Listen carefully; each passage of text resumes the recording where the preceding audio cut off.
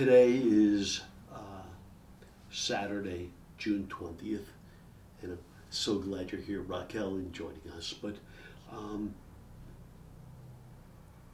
going to use this segment to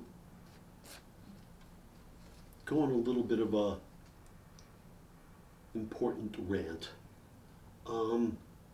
Yesterday was Juneteenth, but this whole weekend is Juneteenth. And when you have slaves that worked for centuries, we can celebrate a day longer for sure and reflect. And so I will use it as the jumping off point. And by the way, just to put things in perspective, I mean, in June 20th, it was 1865, and after the Civil War, when the slaves were all officially freed. Except you know and I know it was still bogus. And racist apartheid Jim Crow laws stood until the 1960s, about the mid-1960s. Horrible. And we have this racist jerk-off president compared the Obamas to gorillas. Did it openly. Ha ha, it's been so funny. Truth Social, ha ha, let me rile my sick MAGA base. They get off on this, as do I.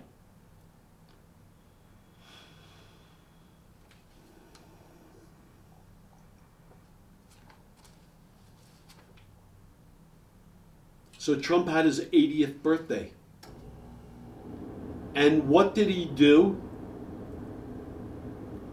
He had UFC fights on the White House lawn.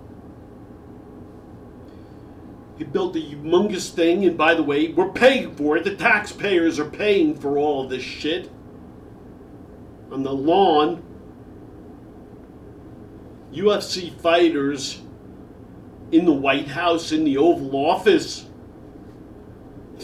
you know, wearing nothing but shorts, going and having their cockfights. His son Eric was caught texting,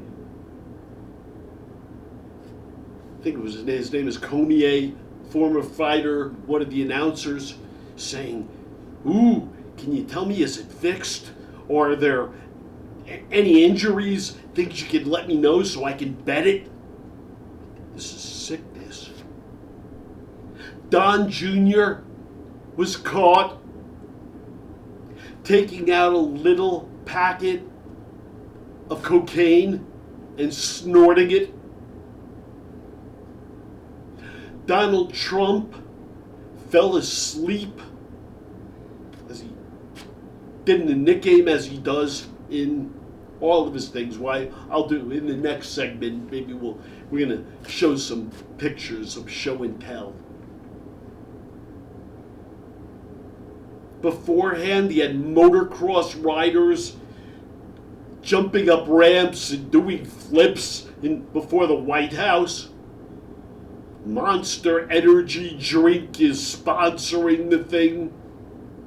The fighters were being paid in Trump cryptocurrency.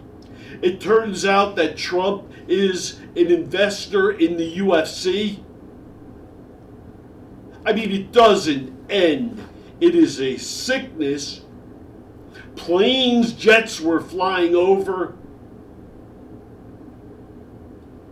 for this narcissistic scumbag, and we will talk more about it. One of the fighters at the end said, only you, President Trump, have the balls to do something like this. This is what the world is seeing. And then he said something about toughness and only Jesus Christ is better. And then he said, and Michelle Obama is a man. How fucking awful. And almost in parallel, the Obamas were introducing the opening of President Obama's presidential center in Chicago. And it was just gracious and classy and beautiful. And you don't feel that ever with this corrupt kingpin con man, snake oil salesman.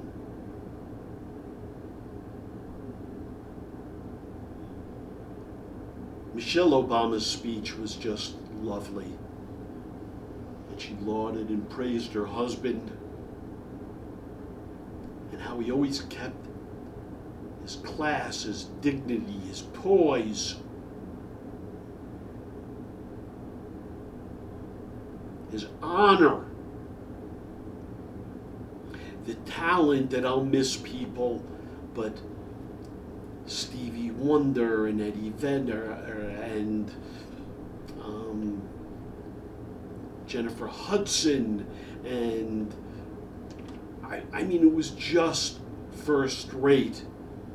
And I figured I'd stop right there because one of my true heroes since I've been 13 years old is that man. Know who that is? Yeah. The young Bruce Springsteen. It is Bruce Springsteen, absolutely. Young Bruce. I think the picture might have even been taken at, there was an old club down in the village. It was called The Bottom Line. Doesn't exist anymore, but many incredible acts and talent had early starts in Greenwich Village at The Bottom Line.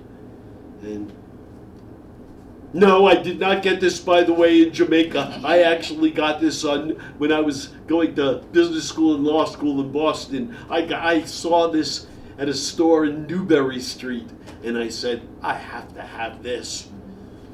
But underneath, can you show underneath? Civil justice. Civil justice. And while I have this on the other side, this one is my favorite. No fucking problem. but you know and I know that there are a lot of fucking problems going on right now. And that's no problem. Mon's okay on vacation in Jamaica. But the world is full of monsters right now. And on this Juneteenth weekend, I want to really cry out. Those of you who sit there and say, it doesn't affect me. They said this in Germany too, until it affected them.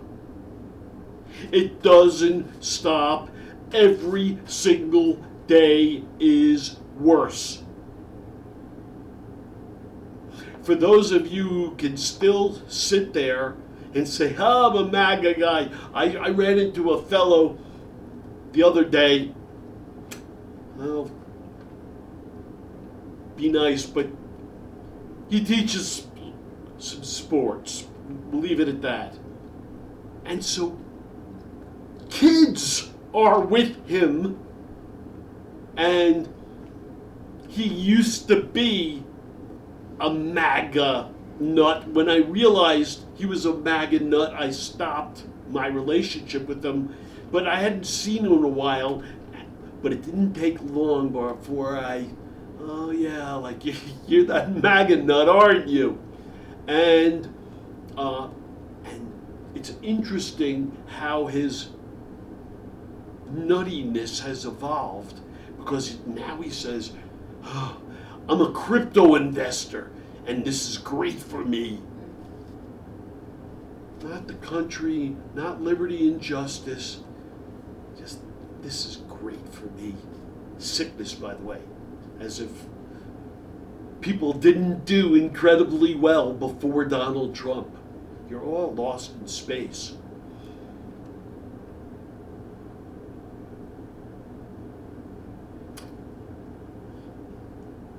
Ooh, it's somewhere else I wanted to go. I'll do it in another segment. But on this Juneteenth weekend, thank you, African Americans, for everything you did and for being a vital part of our community and enriching us in all walks of life. And our current racist president, I heard this said, and when he goes down, and he will go down, but it might represent as well the final fall of the Confederacy.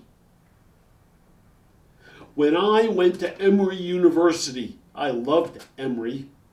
I loved Atlanta. And I got into business school and law school at Emory, and I chose not to go.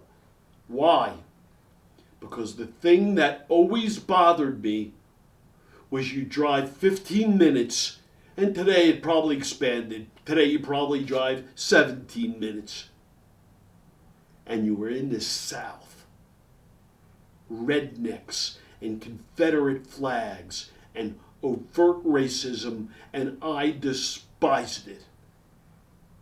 And I despise it to this day. This is Hal Mintz. I'm Raquel. Thumbs up for feet up. Thanks.